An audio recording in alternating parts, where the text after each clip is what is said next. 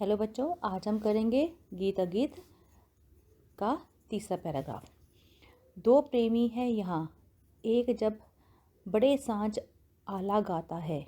पहला स्वर उसकी राधा को घर से यहाँ खींच लाता है।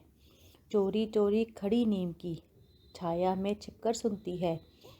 हुई ना क्यों मैं कड़ी गीत की विधना यों मन में गुनती है। वह गाता पर किसी वेग से भूल रहा इसका अंतर है। गीत अगीत कौन सुंदर है।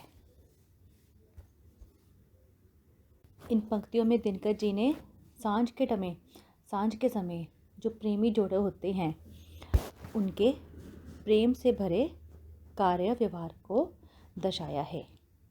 दो प्रेमी है यहाँ, एक जब बड़े सांझ आला गाता है। में बताते हैं कि प्रेमी शाम होते ही आला गाने लगता है। आला मतलब लोकगीत, जो उनका एक लोकगीत मशहूर होता है। प्रेमी शाम को वो गाने लगता है। जैसे ही उसके मुंह से गीत की ध्वनि मतलब आवाज़, गीत की आवाज़ निकलती है, उसकी प्रेमिका राधा अपने घर से उसकी ओर खींची चली जाती है।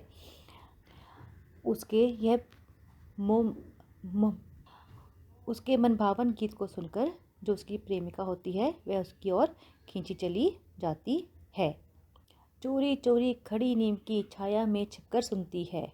वह नीम के पेड़ की छाया में छिपकर अपने प्रेमी का मधुर गीत सुनती है और मुग्ध होकर सोचती है कि विधाता ने उसे अपने प्रेमी की मधुर गीत की कड़ी क्यों नहीं बनाया। वह इस मधुर गीत में खो जाना चाहती है।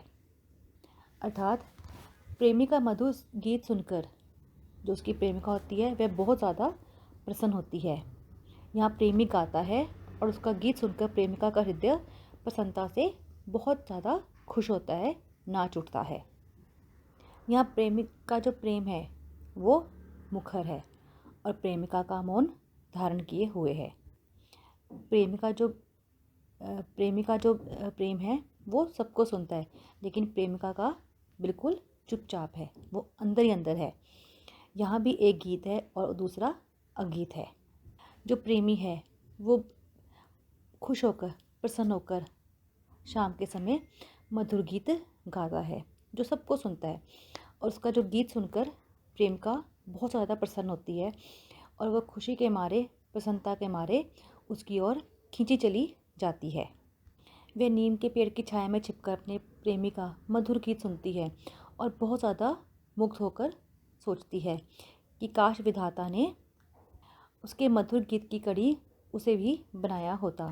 वह उसके गीत में खो जाना चाहती है और प्रेमी गाता है और प्रेमिका उसके गीत को सुनकर बहुत ज़्यादा प्रसन्न होती है। दोनों का ही प्रेम अपनी तरफ से संपूर्ण है। इसी तरह यहाँ पे कवि फिर से वही प्रश्न पूछता है कि दोनों में अधिक सुंदर कौन है। गीत और अगीत दोनों की ही अपनी अपनी सुंदरता होती है। गीत होता है हम किसी को जो चीज़ सुना सकते हैं, अगीत जो हम अंदर अंदर महसूस करते हैं, लेकिन दोनों का भाव सेम होता है, इसलिए दोनों की अपनी अपनी सुंदरता होती है। धन्यवाद। अब हम करेंगे इसके प्रश्न उत्तर। नदी का किनारों से कुछ कहते हुए वह जाने पर गुलाब क्या सोच रहा है। इससे संबंधित पंक्तियों को लिखिए। नदी का किनारों से कुछ कहते हुए वह जाने पर गुलाब सोच रहा है। यदि परमात्मा ने मुझे भी स्वर दिए होते तो मैं भी अपने पतझड़ के दिनों की वेदना को शब्दों में सुनाता। देते स्वर यदि विधाता मुझे अपने पतझड़ के सपनों का, मैं भी जग को गीत सुनाता। अगला प्रश्न।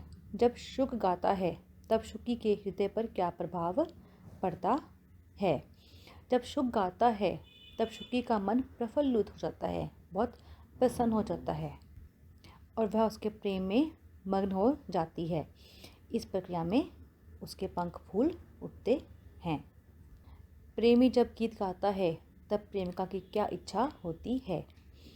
प्रेमी के मधुर गीत सुनकर उसकी जो प्रेमिका होती है वह अपने आप को रोक नहीं पाती।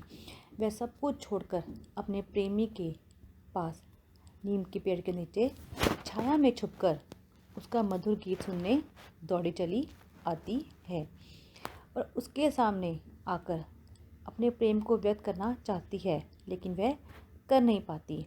उसकी इच्छा होती है कि उसके गीत भी अपने प्रेमी के गीतों की कड़ी के साथ मिल जाते। प्रथम छंद में वर्णित प्रकृति चित्रण को लिखिए। प्रथम छंद में हमने जैसे किया था नदी और गुलाब का वर्णन। इसमें नदी और गुलाब के प्राकृतिक सौंदर्य को प्रस्तुत किया गया है। नदी के तीव्र गति से बढ़ने का चित्रण है, जो अपना मन हल्का करने के लिए किनारों से बातें करती हुई सी प्रतीत होती है।